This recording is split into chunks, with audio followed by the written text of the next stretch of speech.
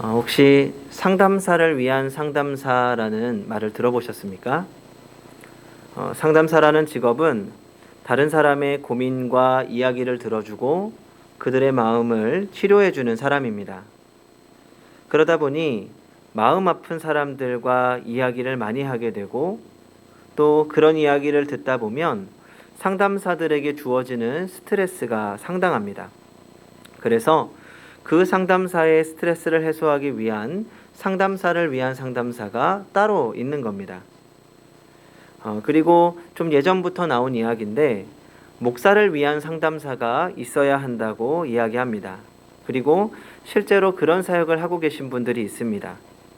이 목사라는 직업이 하나님이 주시는 기쁨으로 감당하는 직업이기는 하지만 사람들과 부딪히고 또 여러 가지 사이에서 스트레스가 상당합니다. 그래서 그런 스트레스로 인하여 병이 생기는 목사님들도 많습니다. 사실 마음의 문제가 가장 힘든 것 같습니다.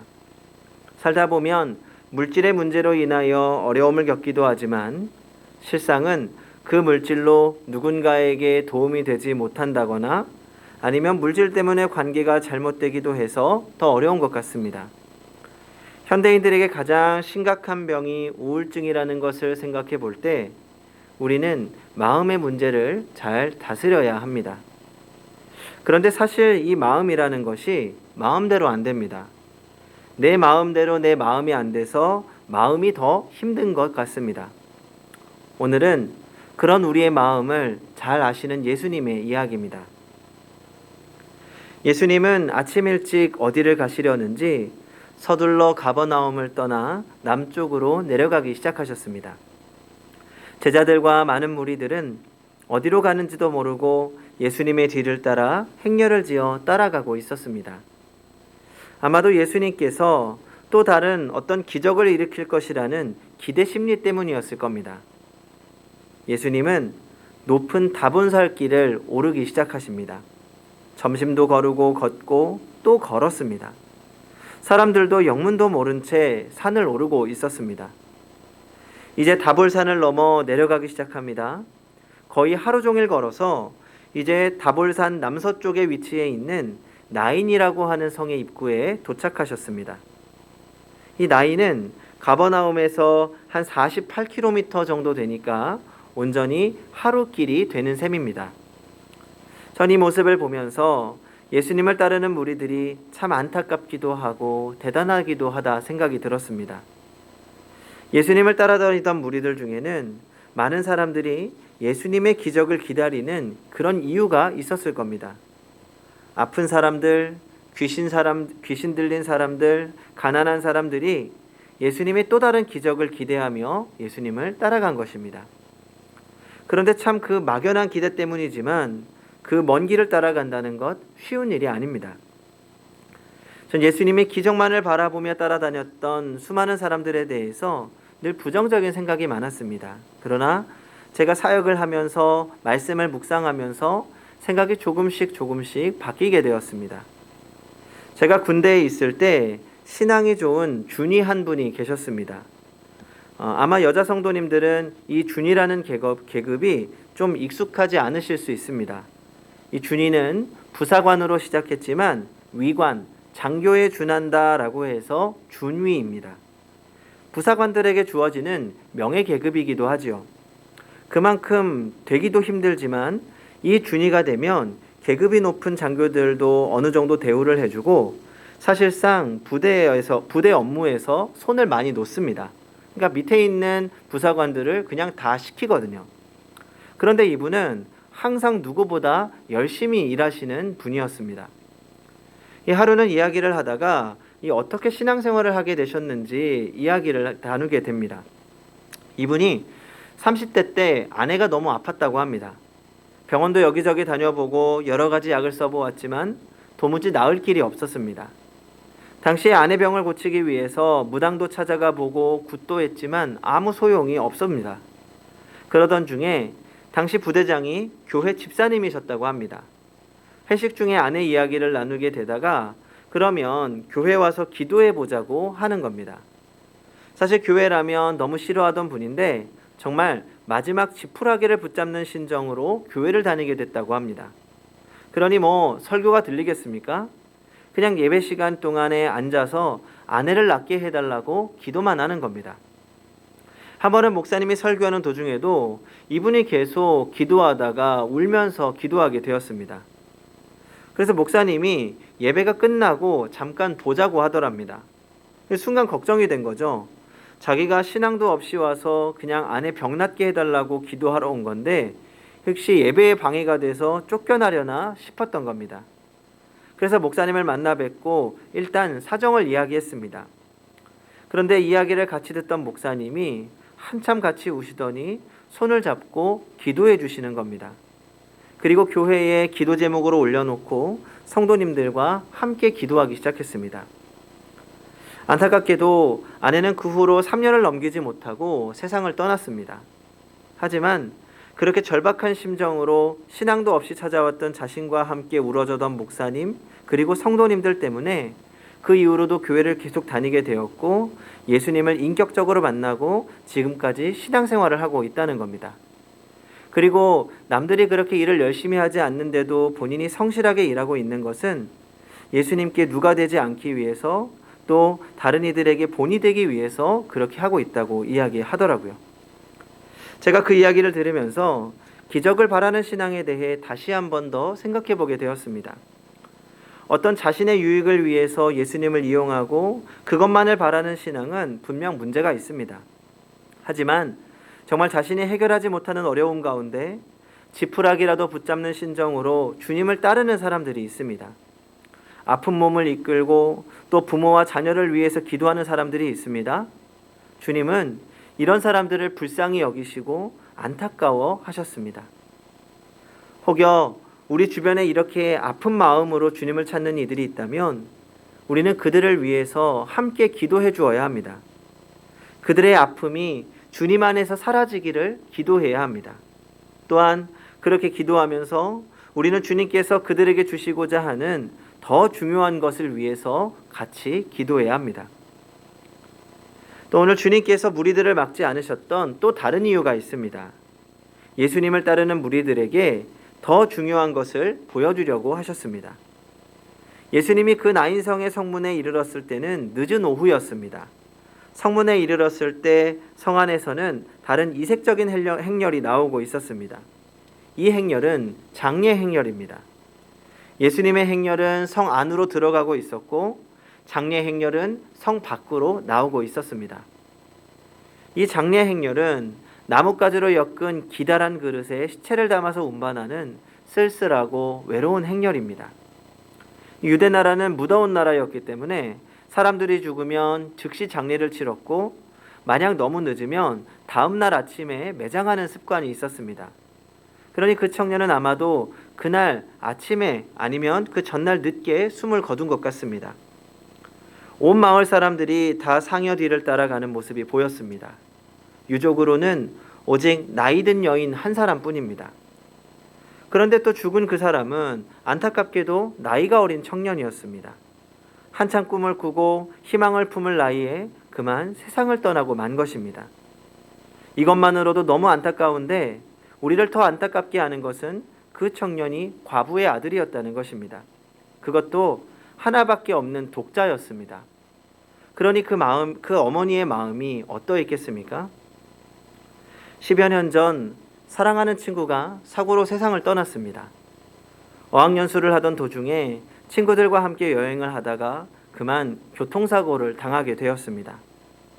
소식을 듣고 친구들과 함께 친구의 어머니가 계신 집에 도착했습니다. 그 친구에게는 형님이 한 분 있었는데 형님은 동생을 데리러 비행기를 탔고 친구들과 제가 이 어머니 옆에서 위로를 하고 있었습니다. 몇 년 전에 아버지도 돌아가신 터라 이제 친구들이 있어야 했습니다. 그때만 해도 친구가 살아있을 거라는 희망이 있었습니다. 그런데 현지에 도착한 형님에게서 들려온 소식은 이미 친구는 세상을 떠나고 말았습니다. 어머니도 그 소식을 들었지만 도저히 믿지 못하시는 겁니다. 현실을 부정하시는 거죠. 한국에 돌아와라. 숨만 붙어 있으면 어떻게든 살리겠다. 그렇게 몇 번이고 되뇌이며 말씀하시는데 어떤 위로도 할 수 없었습니다. 그리고 돌아온 친구를 붙잡고 통곡하시는 그 어머니의 모습이 아직까지도 눈에 선합니다. 그 아픔을 제가 어떻게 이해할 수 있겠습니까? 사랑하는 자녀를 잃은 부모의 아픔은 세상 누구도 이해할 수 없습니다. 주님은 그 모습을 보시고 연민의 정을 느끼셨습니다. 13절을 같이 읽어보겠습니다. 주께서 과부를 보시고 불쌍히 여기사 울지 말라 하시고, 여기서 불쌍히 여기사라는 말은 탕자의 비유에서 동일하게 등장합니다. 누가복음 15장 탕자의 비유에서 오랫동안 보지 못했던 아들이 얼굴은 깡마르고 옷은 다 헤어지고 힘없이 걸어오고 있습니다. 그 모습을 본 아버지는 아들을 측은히 여겼다, 불쌍히 여겼다라고 말합니다. 여기서 측은히 여겼다라는 말은 아버지가 아들과 똑같은 감정을 느꼈다는 것입니다. 가슴이 쓰리고 감정에 북받쳐오고 울음이 터져 나와서 도저히 아들의 이름을 부를 수 없어 달려가 아들을 얼싸안고 울음을 터뜨린 그 마음입니다. 이렇게 성경에서 측은히 여기다, 불쌍히 여기다라는 말은 예수님에게만 사용하는 단어입니다. 바로 그 마음이 장례 행렬 뒤를 따라가는 어머니를 보고 느꼈던 주님의 마음이지요. 그리고 주님께서 우리를 보시고 불쌍히 여기시는 마음이 바로 이 마음입니다. 우리가 어렵고 가난한 사람들을 보며 불쌍히 여기는 마음과는 다릅니다. 단순한 동정심과 다릅니다. 우리는 우리보다 가난하고 어려운 사람들을 보면 불쌍히 여기지요. 동정심입니다. 하지만 주님께서 우리에게 느끼시는 감정은 우리 스스로 안타까워하고 불쌍히 여기는 마음, 우리의 아픈 마음을 똑같이 느끼신다는 말입니다. 우리가 아파하면 주님도 같이 아파하시고, 우리가 슬픔을 느끼면 주님도 같이 슬픔을 느낀다는 말입니다. 성도 여러분, 주님은 우리의 아픈 마음을 다 알고 계십니다. 우리의 아픔과 슬픔은 세상의 어느 누구도 이해하지 못할 수 있습니다. 가장 가깝고 사랑하는 나의 가족들조차 모를 수 있습니다. 하지만 주님께서 우리의 마음을 아십니다. 함께 눈물을 흘리십니다. 그 주님의 사랑을 기억하며 주님 앞에서 우시기 바랍니다. 주님은 완전한 사랑으로 우리를 위로하시는 분입니다. 그러므로 우리에게 슬픔이 다가왔을 때 주님께 먼저 나아가십시오. 기도는 바로 그런 우리의 아픔을 고백하는 시간입니다. 누구도 이해하지 못하는 우리의 상한 마음을 가지고 주님께로 나아가십시오. 그리고 사실 우리가 주님께 가는 것보다 주님께서 우리의 마음을 아시고 먼저 우리를 찾아오시는 분이 바로 우리 주님이십니다. 예수님은 울고 있는 그 어머니에게 다가가셨습니다. 그 옆에는 많은 조문객들이 있었고 모두가 그 어머니를 위로했지만 그들의 말이 위로가 되지는 못했습니다. 하지만 예수님은 그런 위로의 말 이상을 해주실 수 있는 분이셨습니다. 그래서 그 어머니에게 울지 말라고 말씀하시고는 관에 손을 대셨습니다. 그리고는 죽어있는 그 아들에게 이렇게 말씀하십니다. 청년아, 내가 내게 말한다. 일어나라. 그리고 주님의 말씀대로 죽은 아들이 다시 살아났습니다. 오늘 말씀 속의 여인은 깊은 절망에 빠져 있었습니다. 여인의 아들은 죽은 상태였습니다. 더 이상 희망도 없는 절망이었습니다. 그런데 주님께서 그 절망을 기쁨으로 바꾸십니다.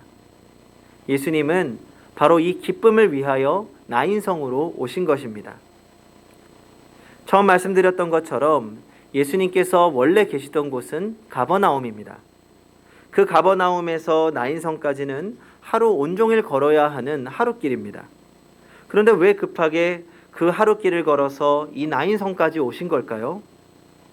그 대답을 명확하게 해줄 수 있는 사람은 아무도 없습니다.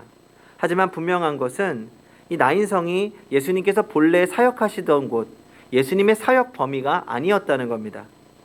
예수님은 주로 갈릴리에서 사역하셨고 이 지역에 오신 적이 이전에 단 한 번도 없습니다. 그런데 지금 유일하게 이 나인성에 오십니다. 그렇다면 이 사실이 무엇을 말하는 걸까요? 바로 이 과부를 위로하기 위하여 오셨다는 것입니다. 슬퍼하는 과부의 마음을 위로하시고 절망 가득했던 그 성을 기쁨으로 바꾸기 위해 오신 것입니다. 그러므로 우리는 우리를 찾아오시는 주님을 만나야 합니다. 과거에 신사참배를 거부하고 독립운동을 하셨던 분 중에 박종렬 목사님이라고 계십니다. 이 박종렬 목사님이 어린 시절 평양신학교에서 전도사로서 공부할 때의 일입니다. 이 겨울방학을 맞이해서 충청북도 고향에 머무는 동안에 20리나 떨어져 있는 용정교회에 가서 설교 봉사를 하게 되었습니다. 그날은 몹시 추운 겨울이었습니다. 주일 밤 설교를 하고 밤늦게 집으로 돌아오던 길입니다.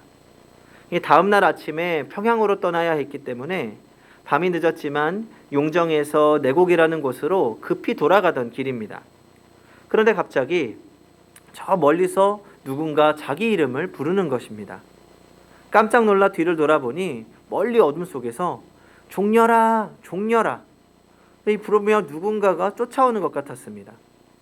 그 동네에 이 박전도사를 아는 사람이라고는 교인들밖에 없는데 그들이 종려라, 종려라 부르면서 쫓아올리는 만무했기 때문입니다.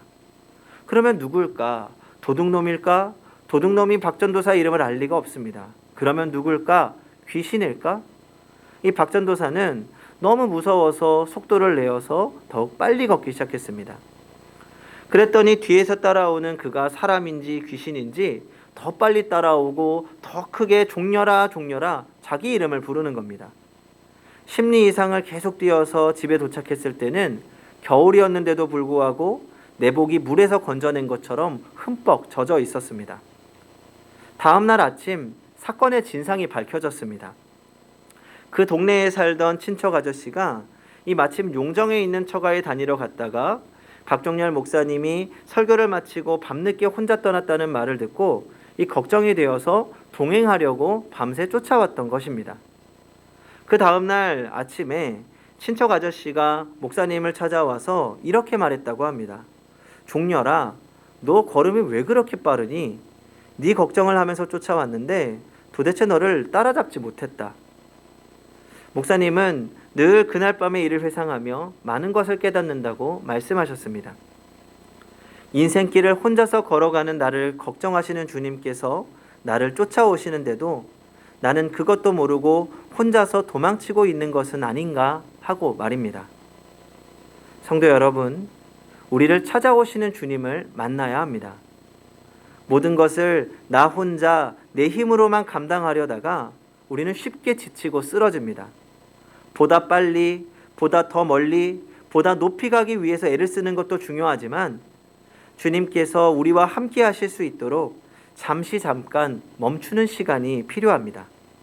그러면 주님께서 우리를 찾아오셔서 우리의 손을 붙잡아 주실 것입니다. 누구도 모르는 우리의 아픔과 어려움을 이해하시며 우리의 눈물을 닦아주실 것입니다. 그때 우리의 모든 슬픔은 기쁨으로 바뀌게 될 줄 믿습니다.